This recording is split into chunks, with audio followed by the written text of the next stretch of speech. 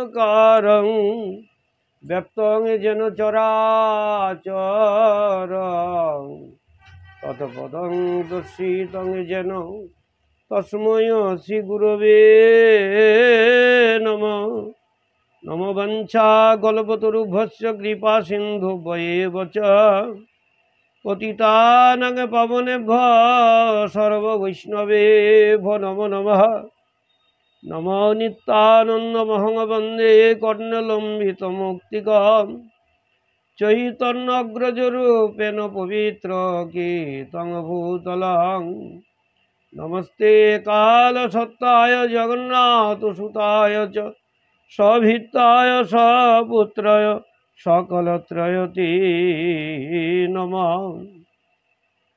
নমো কৃষ্ণায় বাসুদেবায় দৈবকীনন্দনায় চ অশেষ ক্লেশনাশায় গোবিন্দায় নমো নমঃ। হে কৃষ্ণ করুণা সিন্ধু দীনবন্ধু জগৎপতে নম গোপেশ্বর গোপিকা কান্ত শ্রীরাধাকান্ত নমস্তুতে। তপ্ত কাঞ্চন গৌরাঙ্গী শ্রীরাধে বৃন্দাবনেশ্বরী বিশভানুসুতং দেবী তং নমামি হরিপ্রিয়ে। নম ব্রহ্মণ্য দেবায় গো ব্রহ্মণ্য হিতায় চ জগদ্ধিতায় চ শ্রীকৃষ্ণায় গোবিন্দায় নমো নমঃ। তমেব মাতা চ পিতা তমেব বন্ধু চ সখা তমেব বিদ্যাদ্রবিণং তমেব সর্বং মম দেব দেব। জয় শ্রীকৃষ্ণ চৈতন্য প্রভু নিত্যানন্দ জয় শ্রী অদ্বৈত গদাধর শ্রীবাসাদি শ্রী গৌর ভক্ত বৃন্দ। জয় রূপ সনাতন ভট্ট রঘুনাথ শ্রীজীব গোপাল ভট্ট দাস রঘুনাথ। এই ছয় গোসাইয়ের করি চরণ বন্দন যাহা হইতে বিঘ্ন নাশয় অভীষ্ট পুরাণ। এই ছয় গোসাই যার মুই তার দাস তা সবার পদরেণু মোর পঞ্চগ্রাস। তাদের চরণ সেবী ভক্ত শোনেবাস আমার জনমে জনমে হয় এই অভিলাষ। এই ছয় গোসাই যবে করুণা করিবে বোধে রাধা কৃষ্ণ লীলায় অবশ্য হেরিবে। এই ছয় গোসাইয়ের পাদ পদ্ম করিয়াস হরিনাম সংকীর্তন করেন নরোত্তম দাস। হরে কৃষ্ণ কৃষ্ণ কৃষ্ণ হরে হরে হরে রাম রাম রাম হরে হরে। ওম নমো ভগবতে বাসুদেবায়। জয় মহর্ষি বেদব্যাস কি জয়। জয় ঋষি নর নারায়ণ দেব কি জয়। জয় মাতা সরস্বতী দেবী কি জয়। হরি বল নিতাই গৌর সীতানাথ প্রেমানন্দে গৌর হরি হরি বল নিতাই গৌর হরি বল। জয় গুরু। ষষ্ঠ অধ্যায়ের ষষ্ঠ স্কন্ধ। এই ষষ্ঠ স্কন্ধের প্রথম অধ্যায়ে আমাদের পূর্বে 41 নম্বর শ্লোক আলোচনা করা হয়েছিল। আমরা পুনরায় গুরু কৃপা বলে গৌর গোবিন্দের অনুরাগী ভক্তদের চরণধুলি মাথায় নিয়ে কৃষ্ণদাসী মায়েদের চরণধুলি মাথায় নিয়ে আমরা 41 নম্বর শ্লোক থেকে আজকের আলোচনা শুরু করছি। কৃপা নিজ সন্তান মনে করে মায়েরা এবং ভাই বোনেরা পিতৃ মাতৃতুল্য যারা আছেন সকলে নিজ সন্তান মনে করে ক্ষমা করে অধমের মুখে এই ভাগবত কথামৃত শ্রবণ করি। নিতাই গৌর হরি বল। যমদূতরা বললেন, বিষ্ণু দূতদের কথা শুনে যমদূতরা বললেন, যা বেদ বিহিত তাই ধর্ম, আর যা বেদে নিষিদ্ধ তাই অধর্ম। অর্থাৎ বেদে ধর্ম বলে যেটাকে স্বীকার করা হয়েছে বা ধর্ম বলে যা অনুমোদন করেছেন বেদে, সেই বেদের বিহিত যা বা বেদে যেটাকে ধর্ম বলে অনুমোদন করা হয়েছে তাই ধর্ম, আর যা বেদ নিষিদ্ধ যেটাকেই অধর্ম বলে নিষিদ্ধ করা হয়েছে সেটা হলো অধর্ম। সেই বেদ হলো স্বয়ং ভগবানের স্বরূপ। আমাদের যে বেদ ঋক্সাম যজু অথর্ব তাহা হলো ভগবানের সঙ্গে। বেদ তার স্বাভাবিক শ্বাস প্রশ্বাস, তার বলতে এখানে ভগবান গোবিন্দের বা বিষ্ণুর স্বাভাবিক শ্বাস প্রশ্বাস হলো এই বেদ, স্বয়ং প্রকাশ জ্ঞান বেদ ভগবানের। শতময় ও তমময় এই জগতে, রজময় শতময় ও তমময় সব পদার্থই, যত প্রকার পদার্থ আছে, শতময় কোনোটা, কোনোটা রজময়, কোনোটা তমময়, এই সমস্ত পদার্থ এবং সব প্রাণী, সমস্ত পদার্থ বা সমস্ত প্রাণী নিজেদের পরমারাধ্য, পরমাধার বা পরমারাধ্য ভগবানের মধ্যেই অবস্থিত থাকে। নিতাই গৌর হরি বল। তাহলে সমস্ত প্রাণী এবং সমস্ত পদার্থ শততম এবং রজগুণের অধিকারী প্রাণী এবং শতময় তমগুণ, তমময় রজময় সমস্ত পদার্থ এবং শতগুণ তমগুণ ও রজগুণের সমস্ত প্রাণী সেই পরমাধার ভগবানের মধ্যে অবস্থিত থাকে। বেদের দ্বারাই গুণ কর্ম রূপ নাম প্রভৃতি দ্বারা জীবের যথোচিত বিভাগ করা হয়।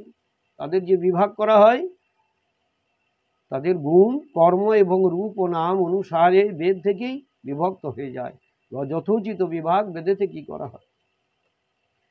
বেদ দেহ এবং মনোবৃত্তির দ্বারা জীব যত রকম কর্ম করে,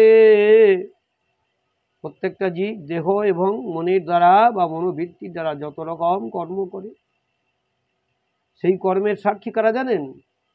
সূর্য, অগ্নি, আকাশ, বায়ু, ইন্দ্রিয় বর্গ, চন্দ্র, সন্ধ্যা, রাত্রি, দিন, দিক সকল, জল, পৃথিবী, কাল, ধর্ম, এই সবই তার আচরণের সাক্ষী। আমরা প্রতিনিয়ত দেহ এবং মনের দ্বারা যেসব কর্ম করি, সেই সব কর্মের সাক্ষী হলো কারা? সূর্যদেব, অগ্নি, আকাশ, বায়ু, ইন্দ্রিয় বর্গ, চন্দ্র, সন্ধ্যা, রাত্রি, দিন, আর এই চতুর্দিক সকল, জল, পৃথিবী, কাল ও ধর্ম, এই সবই হলো আমাদের আচরণের সাক্ষী। আমরা যা করছি, আমরা নিজেকে চালাক মনে করি, তাই তো, যে আমরা যা করছি হয়তো ভগবানের কাছে খবর পৌঁছায় না, বা তিনি জানেন না, তিনি অন্তর্যামী, সবই বুঝতে পারেন। আর সাক্ষী কারা? যাদের নাম বলা হলো সূর্য, অগ্নি, আকাশ, বায়ু, ইন্দ্রিয়, চন্দ্র, সন্ধ্যা, রাত্রি, দিন সকল, দিক সকল, জল, পৃথিবী, সবই আচরণের সাক্ষী। আমাদের যে স্বভাব, আমাদের আচরণের সাক্ষী হলো এই ভগবান প্রকৃতির মধ্যে যাদিকে রেখে দিয়েছেন। এটাই গৌর হরি বল। এদের সাক্ষ্য থেকে যা অধর্ম বলে জানা যায়, তার দ্বারা দণ্ডনীয় পাত্র নির্ণয় হয়। এরা সাক্ষী থেকেই যে সাক্ষ্য দেয়, সাক্ষ্য প্রদান করেন এনারা। কারা? সূর্য, অগ্নি, আকাশ, বায়ু, চন্দ্র, সন্ধ্যা, রাত্রি, দিক সকল, জল, পৃথিবী, এরা যা সাক্ষী দেন, তাদের এদের সাক্ষী থেকে কি হয়? এদের সাক্ষ্য থেকেই যা ধর্ম বলে জানা যায়। তাদের সাক্ষী দেন, সাক্ষীটাকে সাক্ষ্য বলেই অভিহিত করা হয়েছে। সেই সাক্ষ্য থেকেই যা অধর্ম বলে জানা যায়, তার দ্বারা কি হয় গো? দণ্ডনীয় পাত্র নির্ণয় করা হয়।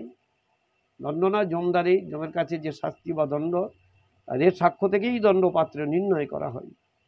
পাপ আচরণকারী সব মানুষ নিজ নিজ কৃত কর্ম অনুসারে পাপ পুণ্যের তারতম্য অনুযায়ী দণ্ডভাগী হয়ে থাকে। প্রত্যেকটা মানুষই কি করে? পাপ আচরণকারী মানুষের নিজ নিজ কৃত কর্ম অনুসারে পাপ পুণ্যের তারতম্য অনুযায়ী, কারো পাপ লঘু, কারো পাপ ভারী, অর্থাৎ কারো কি অল্প পাপ করে থাকেন, কেউ বেশি পাপ করে থাকেন। এই যে পাপের তারতম্য, সেই তারতম্য অনুযায়ী কি হয়?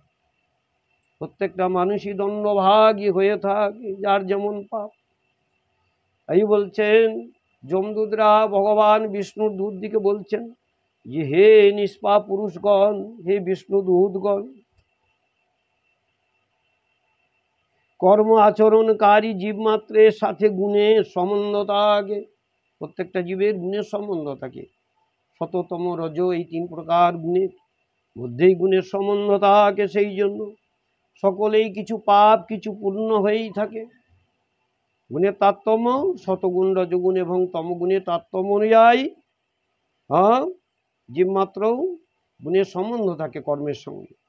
তাই এই জন্য সকলের কিছু পাপ এবং কিছু পুণ্য হয়ে থাকে, হয়েই থাকে। কারণ দেহধারী হয়ে কোনো পুরুষ কর্ম না করে থাকতেই পারে না। যার দেহ আছে তাকে কর্ম করতে হয়, কর্ম না করে থাকতে পারে। তাই পূর্বজন্মের স্বীকৃতি অনুযায়ী কর্ম করতে সে বাধ্য হয় এবং কর্ম করেই থাকে।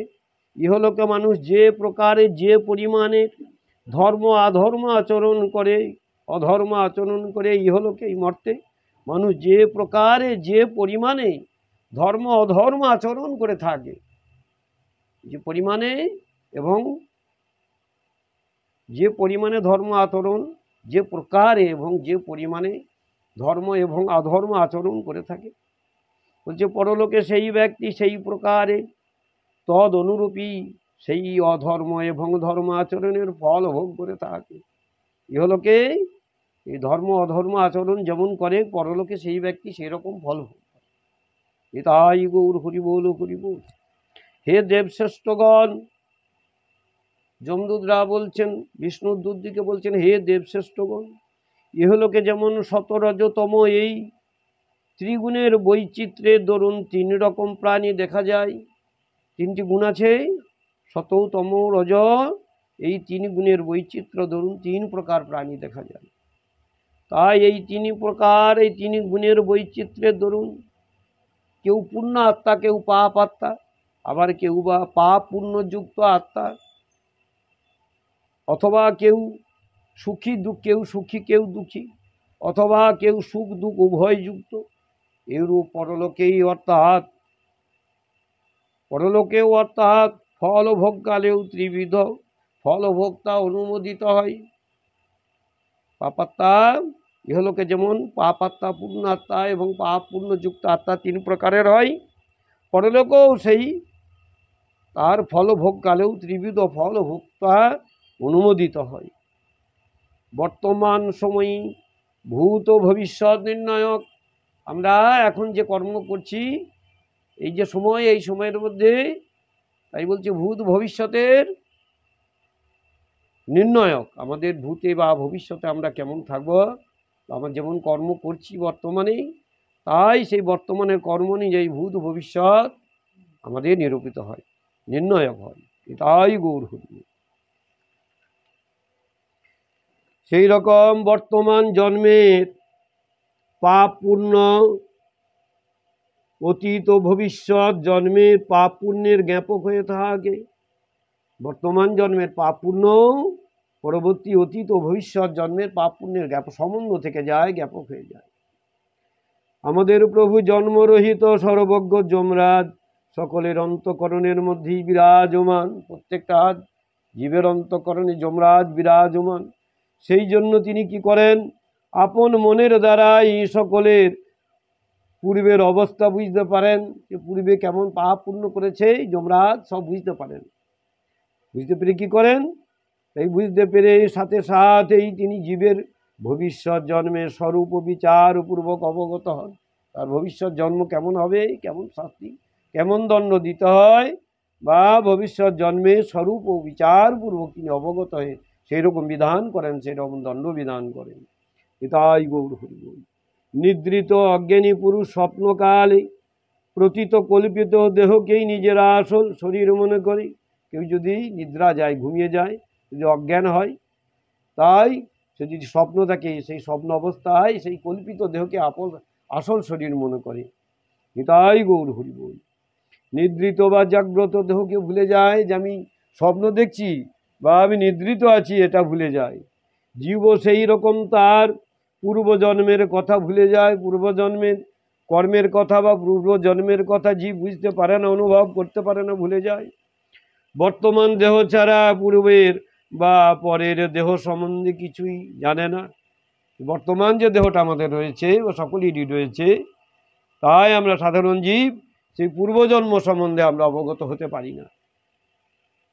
হে সিদ্ধু পুরুষগণ, দেখুন দেখুন, আমরা যমদূত দিকে আমরা হয়তো সাধারণ ভাষায় যমের দুধ বলে আমরা অনেক কিছু ভাবি, কিন্তু যমদূতদের মধ্যেও কেমন দিব্য দৃষ্টি তাদের মধ্যে কেমন সুন্দর জ্ঞান রয়েছে, তারা বিষ্ণু দুর্দিকে কেমন জ্ঞান দিচ্ছেন, কেমন কথা বলছেন। এই জন্তুটা বলছেন, হে সিদ্ধ পুরুষগণ, জীব বর্তমান শরীরের পঞ্চ ইন্দ্রিয় দ্বারা আদান প্রদান চলাফেরা ইত্যাদি কর্ম করে। বলছে জীব মাত্রই বর্তমান যে শরীর, সেই শরীরের পঞ্চ ইন্দ্রিয়ের দ্বারা আদান প্রদান চলাফেরা ইত্যাদি কর্ম করে থাকে। পঞ্চ জ্ঞানেন্দ্রিয় দ্বারা রূপ রসাদি পাঁচটি বিষয় অনুভব করে। পাঁচটি কর্মেন্দ্রিয় দ্বারা যেমন আদান প্রদান চলাফেরা করে জীব, তদ্রূপ পঞ্চ জ্ঞান ইন্দ্রিয় দ্বারা রূপ রসাদি পাঁচটি বিষয় সে অনুভব করে। আর এত অতিরিক্ত ষোড়শ ইন্দ্রিয়, যে ষোড়শ ইন্দ্রিয় আছে, সেই মনের সাথে সপ্তদশ বা 17তম রূপী, সেই অর্থাৎ জীব নিজে একত্র মন জ্ঞানেন্দ্রিয় কর্ম ইন্দ্রিয়, মন জ্ঞানেন্দ্রিয় এবং কর্মেন্দ্রিয় দ্বারা কি করে, এই তিনের সকল বিষয় ভোগ করে। নিতাই গৌর হরি বল। জীবের এই 16 কলা বিশিষ্ট ত্রিগুণময় অনাদিলিঙ্গ দেহই তাকে পুনঃ হর্ষ শোক ভয় ও পীড়ার কারণ স্বরূপ জন্ম মরণ চক্রে আবর্তিত করে, অর্থাৎ বারবার জন্মগ্রহণ করে আবর্তনের মতো। কি করে? জীবের এই 16 কলা বৈশিষ্ট্য ত্রিগুণময় অনাদিলিঙ্গ দেহই পুনঃ হর্ষ শোক ও ভয় ও পীড়ার কারণ স্বরূপ। আমাদের এই দেহ তো হর্ষের, শোকের এবং ভয় ও পীড়ার কারণ, তাই ভয় হর্ষ এবং পীড়ার কারণ স্বরূপ জন্ম মরণ চক্রে আবর্তিত করে। অনাদিলিঙ্গ ত্রিগুণময় লিঙ্গ, অনাদি 16 কলা বিশিষ্ট যে ত্রিগুণময় অনাদিলিঙ্গ দেহ পুনঃ হর্ষ শোক ভয় এবং পীড়ার কারণ স্বরূপ জন্ম মৃত্যু চক্রে আবর্তিত করে। নিতাই গৌর হরি বল। যে জীব অজ্ঞানবশত কাম ক্রোধ লোভ মদমোহম, যে জীব অজ্ঞানবশত কাম ক্রোধ লোভ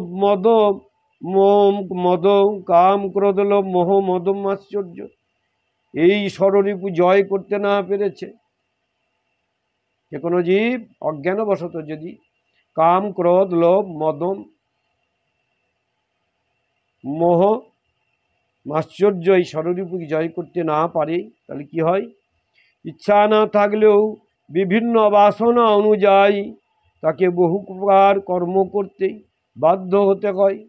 তার ইচ্ছা নাই কোনো কাজ করার, কিন্তু এই ষড়রিপুকে যে না জয় করতে পেরেছে, তাকে পূর্বজন্মের কর্মফল অনুযায়ী কর্ম করতে বাধ্য হতে হয়। নিতাই গৌর হরি বল। এই পরিস্থিতিতে জীব রেশম কীটের মতো, এই পরিস্থিতিতে জীব মাত্রই রেশম কীট যেমন, গুটি পোকা যেমন নিজের জালে আবদ্ধ হয়, রেশম কীটগণ তাই নিজের কর্মের জালে নিজেকে আচ্ছাদিত করে মুক্তির কোনো উপায় চিন্তা না করে মোহগ্রস্ত হতে থাকে রেশম কীটের মতো। কোনো শরীরধারী জীব কর্ম না করে ক্ষণকালের জন্য থাকতে পারে না। সত্যিই তো, যাদের শরীর ধারণ যারা করেছেন বা করেন, সেই শরীরধারী জীব মাত্রই কর্ম না করে কেউ থাকতে পারেন।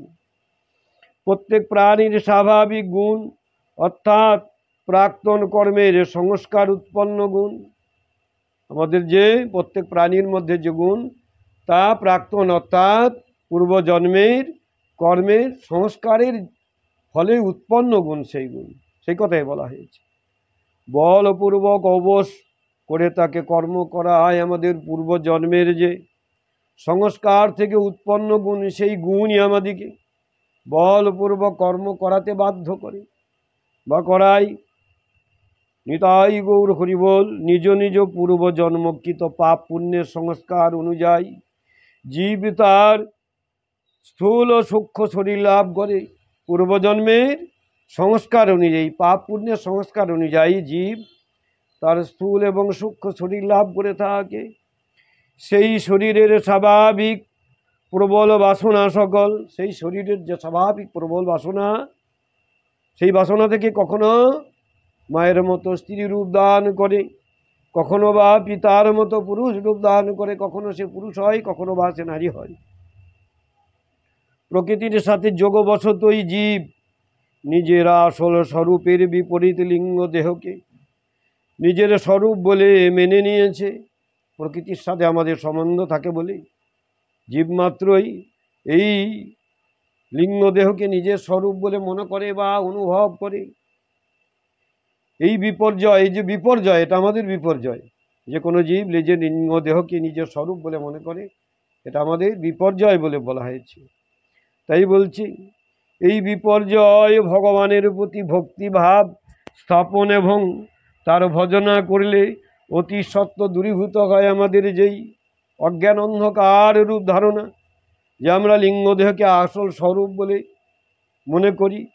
বলছে এই যে বিপর্যয়, এই বিপর্যয় ভগবানের প্রতি ভক্তিভাব এবং তার ভজনা করলে দূরীভূত হয়। মন প্রাণ একত্রিত করে ভগবানের ভজনা করলে এবং ভক্তিভাব স্থাপন করে তার ভজনা করলে অতি সত্বর এই বিপর্যয় দূরীভূত হয়। বিপর্যয় দূরীভূত হলে কি হয় গো? জীব নিত্য কৃষ্ণ দাস হয়ে যায়। এটাই গৌর হরিবল। তাই যমদূতগণ বলছেন, হে দেবগণ, এটাই গৌর হরিবল। কি বলছেন? হে দেবগণ, আপনারা তো জানেনই যে অজামিল শাস্ত্রজ্ঞ, সৎ স্বভাব, সদাচার সম্পন্ন, গুণবান, ব্রহ্মচারী, বিনয়ী, জিতেন্দ্রীয়, সত্যনিষ্ঠ, মন্ত্রবেত্তা ও পবিত্র ছিলেন। এই অজামিলের উপাখ্যান এটা। অজামিল তিনি ব্রাহ্মণ সন্তান ছিলেন, জ্ঞানী ছিলেন, মহান ছিলেন, ভক্ত ছিলেন, তিনি শাস্ত্রজ্ঞ ছিলেন, সৎ স্বভাব ছিলেন, সদাচার সম্পন্ন ছিলেন, তিনি গুণবান ছিলেন, তিনি ব্রহ্মচারী, বিনয়ী, জিতেন্দ্রীয়, সত্যনিষ্ঠ ছিলেন, মন্ত্রবেত্তা ছিলেন এবং তিনি মহাপবিত্র ছিলেন অজামিল। তাই সেই অজামিলের কথা বলা হয়েছে। কি হয়েছে? এই অজামিল গুরু, অগ্নি, অতিথি ও বৃদ্ধগণের সেবা পরায়ণ ছিলেন। অজামিল গুরু সেবা করেছেন, অগ্নি এবং অতিথি বৃদ্ধগণের সেবা পরায়ণ ছিলেন, নিরহংকার ছিলেন এই অজামিল, এবং সর্বভূতে সুহৃদ, উপকারী, মিতভাষী, আশু আসন্ন ছিলেন। অর্থাৎ তিনি কারো গুণ দোষগুণের দোষারোপ করতেন না। এত মহান ব্যক্তি ছিলেন অজামিল। সেই অজামিলের অধঃপতন কেমন ভাবে হলো সেই কথা এখানে বলা হয়। নিতাই গৌর হরি, জয় গুরু।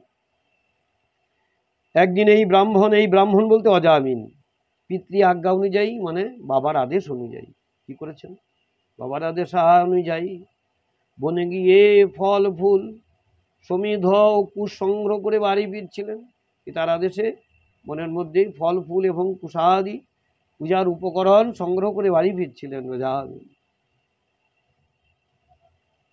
তখন পথিমধ্যে হঠাৎ সে দেখতে পেল যে নির্লজ্জ, ভ্রষ্ট, তীব্র কামনায় জর্জরিত এক শূদ্র সুরাপান করে এক বেশ্যার সাথে বিহার করছে। পথিমধ্যে দেখতে পেল, কি দেখলো গো? অজামিল, মহান অজামিল দেখলো নির্লজ্জ, ভ্রষ্ট, তীব্র কামনায় জর্জরিত এক শূদ্র সুরাপান করে এক বেশ্যার সাথে বিহার করছে। এক বেশ্যা নারীর সাথে সেই শূদ্র বিহার করছে। বেশ্যাটিও সুরাপান করেছে, সেই নির্লজ্জ বেশ্যা মেয়েটি, রমণীটিও সুরাপান করেছে। সুরাপান করে নিতাই বেশ্যাটি সুরাপান করেও মত্ত রয়েছে, নেশার ঘোরে আরক্ত, চোখ ঘূর্ণিত হচ্ছে, চোখ দুটি লাল চোখ এবং যেন ঘুরছে এরকম চোখ দুটি। অনেক সময় নেশার ঘোরে ঘোরে, তো আজকে সেই অবস্থা। এবং অর্ধনগ্ন অবস্থায় রয়েছে, নির্লজ্জ হয়ে অর্ধনগ্ন অবস্থায়, অর্ধেকটা বসন আছে অর্ধেকটা নাই, এমন অবস্থা, অর্ধনগ্ন, পুরো নগ্ন নয়, অর্ধনগ্ন অবস্থায় রয়েছে। সেই শূদ্রটি ওই বেশ্যার সাথে সাথে কখনো গান করছে, সেই বেশ্যা রমণীর সাথে। সেই শূদ্রটি, অজামিল তাকে দেখলেন, পথিমধ্যে সেই শূদ্রটি বেশ্যা রমণীর সাথে গান করছে, কখনো কখনো হাসছে, কখনো নানা রকম অঙ্গভঙ্গি করছে। অঙ্গভঙ্গি করে তাকে খুশি করার চেষ্টা করছে, সেই বেশ্যা নারীকে খুশি করার চেষ্টা করছে সেই শূদ্র। বললেন, হে নিষ্পাপ পুরুষগণ, পুনরায় সেই বিষ্ণু দূতকে সম্বোধন করে কারা বলছেন গো? যমদূতগণ বলছেন। কি বলছেন? যে হে নিষ্পাপ পুরুষগণ, সেই শূদ্রের বাহু কাম উদ্দীপক হরিদ্রা রসাদি দ্বারা রঞ্জিত ছিল। যে শূদ্র তার বাহু দুটি ছিল কাম উদ্দীপক, দেখলি যেন কাম জাগে এরকম বাহু, এবং হরিদ্রা রসাদি দ্বারা রঞ্জিত ছিল, হলুদ বর্ণের তেল হলুদ দ্বারা রঞ্জিত মনে হচ্ছিল, সেই রূপ ছিল। সেই বাহু দিয়ে ওই কুলোটাকে আলিঙ্গন করছিল, সেই কুলোটা রমণীকে সেই শূদ্র আলিঙ্গন করছিল। এই দৃশ্য আকস্মাৎ চোখের সামনে ঘটতে দেখে অজামিল সহসা মোহিত এবং কামাবিষ্ট হয়ে পড়ল। যেই না অজামিল এই দৃশ্য দেখল, সেই কাম উদ্দীপক বাহু দিয়ে সেই শূদ্র কি করছে? সেই বেশ্যাকে আলিঙ্গন করছে। এরকম অবস্থায় দেখেই মোহিত এবং কামাবিষ্ট হয়ে পড়ল। কে? অজামিল। যদিও অজামিল তার ধৈর্য জ্ঞানের সাহায্যে নিজের কামবেগেই বিচলিত মন, কামবেগে বিচলিত মনকে নিজ বশে আনার চেষ্টা করলো, অনেক চেষ্টা করলো নিজের পবিত্র মনটাকে আটকে রাখার, ধৈর্যকে ধৈর্য ধরে জ্ঞান ও মনের দ্বারা ধৈর্য ধরে কি করলো? অসীম চেষ্টা করলো, পূর্ণ শক্তি প্রয়োগ করলো, করেও সে নিজের মনকে দমন করতে পারল, দমন করার চেষ্টা করলো, কিন্তু পারল না। তাই তো আমাদেরকে খারাপ দৃশ্য দেখতে নাই, খারাপ সঙ্গ, অসাধু সঙ্গ, অভক্ত সঙ্গ বা অসামাজিক মানুষের সঙ্গে কথা বলা চলাফেরা আমাদেরকে করতে নাই। সেই জ্ঞানী প্রকাশ পাবে এখান থেকে। দেখুন, ভক্ত অজামিল ব্রাহ্মণ সন্তান গুণমান হয়ে তার কি অবস্থা হলো? আমাদেরকে সাবধান হওয়া উচিত। তাই ওই বেশ্যার কাম উদ্দীপক অবস্থা দর্শনকে নিমিত্ত করে, যেই অজামিল দর্শন করেছে, দর্শনকে নিমিত্ত করে কামরূপ গ্রহ তাকে গ্রাস করলো, অজামিলকে গ্রাস করে ফেললো কাম গ্রহতে। তার সদাচার শাস্ত্রীয় জ্ঞান সব নষ্ট হয়ে গেল। সে ব্রাহ্মণ সন্তান সদাচারী শাস্ত্রজ্ঞ, তার সব জ্ঞান নষ্ট হয়ে গেল। মনে মনে সে কেবল ওই বেশ্যা কি চিন্তা করতে লাগলো। সব সময় অজামিল সেই বেশ্যা কি চিন্তা করতে লাগলো, এবং স্বধর্ম থেকে স্খলিত হয়ে পড়ল। স্বধর্ম কামে যখন গ্রাস করলো কামরাহুতে, তখন স্বধর্ম থেকে সে বঞ্চিত হলো বা স্খলিত হয়ে পড়ল। অজামিল সুন্দর সুন্দর বস্ত্র আভূষণ ইত্যাদি সামগ্রী সংগ্রহ করে কামিনীর সন্তোষ উৎপাদনে তৎপর হলো। যা হয় ও স্বাভাবিকভাবে। কোন অসতী রমণীর পাল্লায় পড়লে সৎ মানুষের যেমন জীবনযাপন করা দূর হয়ে যায়, সে যখন ধ্বংসের পথে চলে যায়, অজামিলের অবস্থা তাই। সব সময় অজামিলের সুন্দর সুন্দর বস্ত্র আভূষণ, অর্থাৎ বস্ত্র মানে কাপড়, অলঙ্কার ইত্যাদি সংগ্রহ করেই, ইত্যাদি নানা উপায়ে সংগ্রহ করে ওই কামিনী সন্তোষ উৎপাদনে তৎপর হয়ে থাকলো। সবসময় তাকে সন্তুষ্ট করার জন্য বিভিন্ন উপায়ে অর্থ অর্জন করে কি করতো? সুন্দর সুন্দর বস্ত্র, অর্থাৎ কাপড়, সুন্দর সুন্দর অলঙ্কার ইত্যাদি তাকে দিত। এমনকি সে তার পৈতৃক ধন সম্পত্তি ওই কুলোটার পায়ে ঢেলে দিলে তো হয়েই থাকে সমাজে। যদি অসৎ সঙ্গে অসতী নারীর সঙ্গে পাল্লায় পড়ে, সে যদি সচ্চরিত্র মানুষ অসৎ চরিত্র হয়ে যায়, কি করে গো? ধন দৌলত সব তাকে সেই দিকে ঠেলে দেয়। হ্যাঁ, নিজের কুলবতী রমণী বাড়িতে আছে, ছেলে পেলে আছে, সেই দিকে থাকে না, মা বাবা আছে সেদিকে নেশা থাকে না, সেই কুলোটার পায়ে সব ঢেলে দেয়। আর অজামিলের অবস্থা সেই রকম। নিতাই গৌর হরি বল। তাই বলছে, নিজের পৈতৃক ধন সম্পত্তি ওই কুলোটার পায়ে ঢেলে দিও। তাকে সন্তুষ্ট করবার চেষ্টা করতে লাগলো বা করলো। ব্যভিচারিণী সেই কুলোটা মদিরা কটাক্ষে এমনই ব্যাকুল চিত্ত হয়ে গেল যে সে নিজের সৎ কুল সম্পন্না পরিণীতা যুবতী ব্রাহ্মণ পত্নীকে পর্যন্ত পরিত্যাগ করল। বেশ্যার পাল্লায় পরেই অজামিল কি করলো? নিজের যুবতী পবিত্র ব্রাহ্মণী পত্নীকে, নিজের স্ত্রীকে পরিত্যাগ করল। তার পাপ আচরণের আর কোনো বাধা রইল না। তার পাপ কাজ করতে পাপ আচরণে আর কোনো বাধা রইল, নিচে নেমে গেল। এই মন্দ বুদ্ধি অজামিল ন্যায় হোক অন্যায় হোক যে কোনো উপায়ে যেখান থেকে পারত ধন উপার্জন করত, বিভিন্ন উপায়ে ধন উপার্জন করত, আর ওই সৌরাচারিণী আত্মীয় বর্গকে পালন করত। তাকে সৌরাচারিণী অর্থাৎ বেশ্যার আত্মীয় স্বজনকে অজামিল পালন করত। এই পাপাত্মা শাস্ত্র মর্যাদা অমান্য করে সৎ পুরুষ নিন্দিত দুরাচারে লিপ্ত থেকেছে। তাই কি করেছে গো শাস্ত্র, এই পাপ আত্মা, অজামিলের আত্মা এখন পাপ আত্মা হয়েছে, পাপ কাজে লিপ্ত।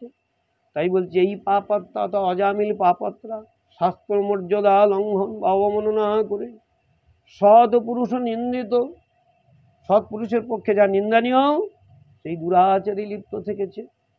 দীর্ঘকাল যাবৎ বেশ্যার মলসম অপবিত্র অন্ন ভোজন করেছে।